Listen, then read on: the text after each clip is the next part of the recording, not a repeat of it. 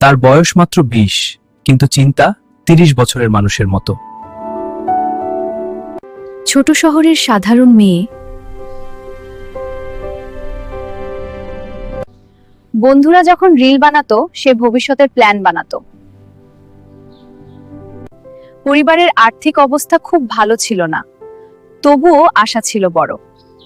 অনেকে বলতো মেয়েরা এত দূর যায় না, সে মনে মনে বলতো দেখাই দিমু। রাত জেগে পড়াশোনা, চোখে ঘুম কম, স্বপ্ন বেশি।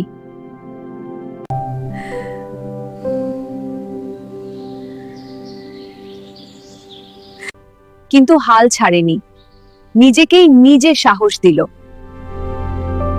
ইউটিউব দেখে নতুন স্কিল শিখলো, ফ্রি কোর্স ছিল তার শিক্ষক। প্রথম অনলাইন কাজ পেল, টাকা মাত্র 800, কিন্তু সেই 800 টাকায় ছিল আত্মবিশ্বাসের পাহাড়। পার্ট 1, নিজের খরচ নিজে চালানো শুরু। গর্বটা ছিল অন্যরকম। সমাজ এখনো কথা বলতো, কিন্তু সে আর শুনতো না। নিজের লক্ষ্য পরিষ্কার, একদিন বাবা মায়ের মুখে হাসি।